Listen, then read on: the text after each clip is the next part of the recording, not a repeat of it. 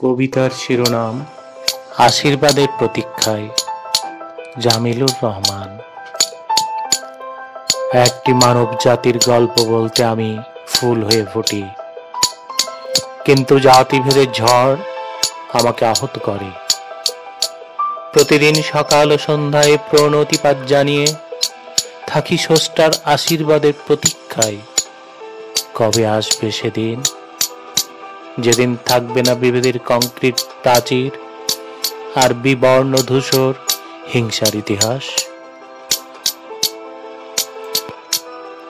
একটি সুন্দর প্রভাতের জন্য আমি ভোরের পাখি হই, কিন্তু ধর্মান্ধতার ঘোর অনামিশা আমাকে আহত করে, হতাশ করে।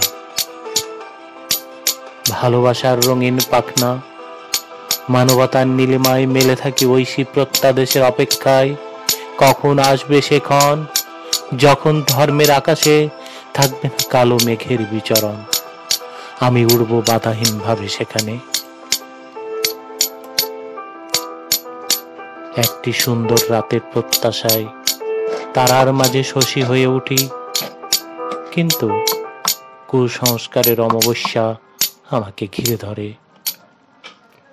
বিজ্ঞান মনস্ক হৃদয়ের কাছে আরতি জানিয়ে থাকি মহামিলনের নির্মল আশায়। কখন আসবে সে রাত, যখন পূর্ণ তেজে ঐশী পূর্ণিমায় বিতরিব জ্ঞানের আলোর স্নিগ্ধ যোজনা। পৃথিবী একটি দেশ, মানুষ তার নাগরিক, স্লোগানটি স্মরণ করি, কিন্তু মানব সৃষ্ট সীমানার বেড়াজাল আমাকে থামিয়ে দেয়। স্রষ্টার আদেশ সে বাধাকে ছিন্ন করে। একটি দেশ গড়তে আমাকে উদ্বুদ্ধ করে।